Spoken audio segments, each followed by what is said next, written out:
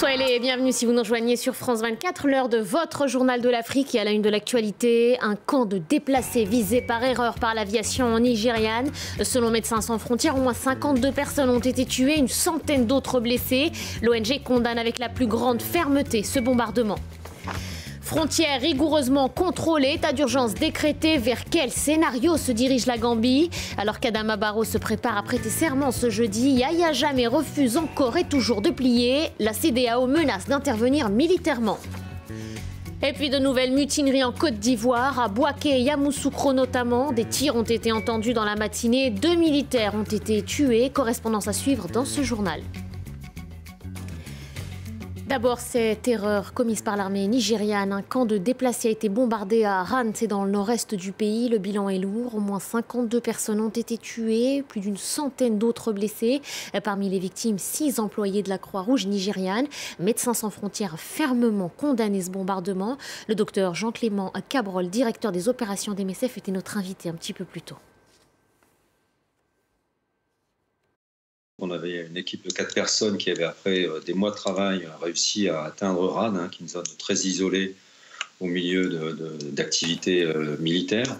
Donc, suite à ce bombardement, nos équipes vont bien, mais bon, leur premier travail a été eux-mêmes de prendre en charge les blessés qui ont été frappés par ce bombardement. Donc aujourd'hui, on travaille là-dessus. Il y a des équipes qui ont déjà été envoyées pour renforcer la prise en charge médicale et de travailler sur l'évacuation de ces blessés vers les hôpitaux, puisque c'est une zone complètement isolée, il n'y a pour l'instant pas d'hôpitaux. Docteur Cabrol, l'armée a reconnu sa responsabilité, a reconnu donc cette erreur. Quelles mesures, quelles dispositions, vous, au sein d'MSF, allez-vous prendre? Pour l'instant, on est toujours en phase, je dirais, opérationnelle et d'analyse. Donc, encore une fois, le premier choix se porte vers les populations, ce renfort en essayant d'éviter d'incidents supplémentaires pour cette population et pour les équipes qui sont sur place.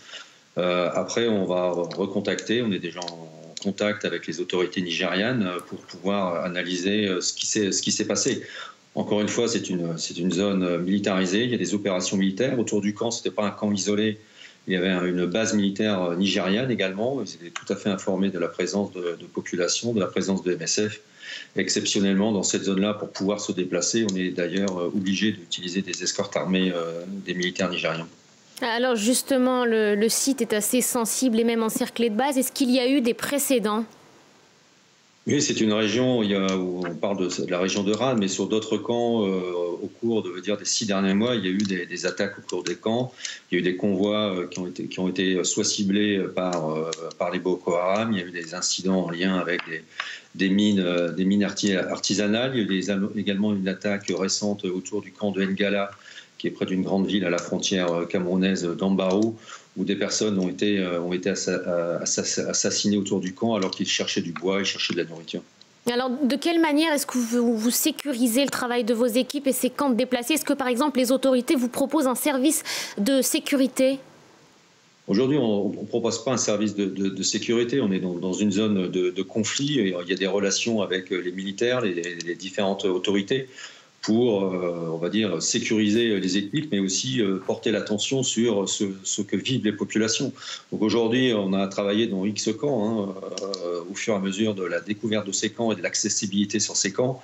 Banki, Bama, autour de Madiguri, Mbungo ou Ngala, où il y a 70 000 personnes. Donc c'est toute une relation qui se crée, il y a des discussions, il y a des analyses. En plus, on est dans des zones frontalières où nous, on travaille pour accéder à ces zones qui sont près de la frontière camerounaise, principalement par le Cameroun. Donc il y a tout un réseau, on va dire, de discussions avec les forces camerounaises, les forces nigérianes, voire les forces militaires internationales qui sont déployées dans la zone. L'état d'urgence décrété en Gambie à 2 jours de l'investiture programmée d'Adama Barrow. Yahya Jammeh persiste et signe. Il ne quittera pas le pouvoir malgré les pressions de la CEDEAO. L'organisation n'exclut d'ailleurs pas le recours à la force. Le point avec Nicolas Germain. À quelques heures de la fin de son mandat jeudi, Yahya Jammeh s'est une nouvelle fois adressé aux Gambiens à la télévision nationale. Moi, Cheikh professeur El Hadj Yahya Jammeh Babili Mansa, président de la République islamique de Gambie et commandant en chef des forces armées gambiennes, déclare l'état d'urgence à travers toute la République islamique de Gambie. Yahya Jammeh a aussi évoqué un niveau d'ingérence étrangère sans précédent. Il fait ici allusion au bloc régional de la CEDEAO qui dit envisager une intervention militaire s'il s'accroche au pouvoir. Le président nigérian Muhammadu Buhari aurait déjà envoyé un navire de guerre vers les côtes gambiennes. La communauté internationale soutient Adama Barrow. C'est lui qui a remporté la présidentielle de décembre d'après la commission électorale. Adama Barrow a demandé à son porte-parole de lire le message suivant. Il y a une vague d'arrestations illégales de membres de l'armée et d'agents de la sécurité par le président sortant. Je condamne fermement cet acte détestable. Je demande la libération immédiate des personnes arrêtées illégalement.